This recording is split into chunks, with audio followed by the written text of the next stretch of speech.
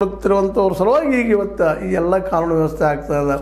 ಇಂಥದ್ದು ತಪ್ಪಬೇಕಾದ್ರೆ ಏನು ಮಾಡಬೇಕು ಅಂದಾಗ ಪ್ರೊಫೆಸರ್ ನಂಜುಂಡ ಸ್ವಾಮಿ ಅಂತ ನೆನಪು ಬರ್ತಾರೆ. ಅವ್ರು ಹೇಳ್ತಾರೆ ಸ್ವಚ್ಛಾಗಿ, ಇಲ್ಲ ಇದು ಬರಬೇಕಾದ್ರೆ ರೈತ ಜಾಗೃತ ಆಗಬೇಕು, ಎಜುಕೇಟೆಡ್ ಆಗಬೇಕು, ಸ್ವತಃ ಬೆಳೆಗೆ ತಾನೇ ಬೆಲೆ ಕಟ್ಕೊಳ್ಳೋಂಥ ವ್ಯವಸ್ಥೆ ತರ್ಕೋಬೇಕು ಅವ್ರು.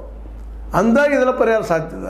ಹೆಂಗೆ ತರ್ಕೊಳ್ಳೋರು ಅಂದಾಗ ಸಹಜವಾಗಿ ಪ್ರತಿ ಹಳ್ಳಿಯ ಪ್ರತಿ ರೈತನು ವಿಚಾರ ಮಾಡಬೇಕಾಗಿದೆ. ಇವತ್ತು ನಮ್ಮ ಹಳ್ಳಿಯ ಬೆಳೆದಂಥ ಬೆಳೆಯನ್ನು ನಮ್ಮ ಹಳ್ಳಿಯಿಂದಲೇ ಮಾರಾಟ ಮಾಡುವಂಥ ಒಂದು ವ್ಯವಸ್ಥೆ ತರಬೇಕು ಅನ್ನುವಂಥದ್ದನ್ನು ಪ್ರೊಫೆಸರ್ ನಂಜುಂಡ ಸ್ವಾಮಿಯವರಿಂದ ಬಯಸಿದ್ರು, ಗಾಂಧೀಜಿಯವರಿಂದ ಬಯಸಿದ್ರು, ಬಾಬಾ ಗೌಡರಿಂದ ಬಯಸಿದ್ರು, ಅನೇಕ ಹಿರಿಯ ನಾಯಕರಿಂದ ಬಯಸಿದ್ರು.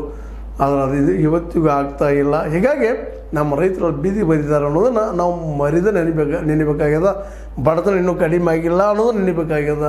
ಇನ್ನೂ ಮಹಿಳೆಯರ ಹತ್ಯೆ, ಕೊಲೆ, ಮತ್ತೇನು ಈ ಒಂದು ಲೈಂಗಿಕ ದೌರ್ಜನ್ಯಗಳನ್ನ ನಾವು ಅಲ್ಲೆಲ್ಲಿ ನೋಡ್ತಾ ಇದ್ವಿ ಎಲ್ಲ ಕಡೆ.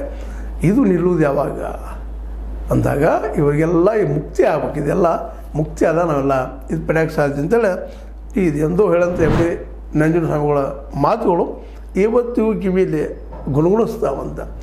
ಎಮ್ ಎಸ್ ಸ್ವಾಮಿನಾಥನ್ನ ಅವರು ಏನು ಕೊಟ್ಟಿದ್ದರು, ಆಯೋಗ ಸಲಹೆ ಮಾಡಿತ್ತು, ಆದರೆ ಎಂದೋ ನಮ್ಮ ಪ್ರಧಾನಿ ಮೋದಿಯವ್ರು ತರ್ತೀನಿ ಅಂತ ಆಶ್ವಾಸನೆ ಕೊಟ್ಟಿದ್ದರು.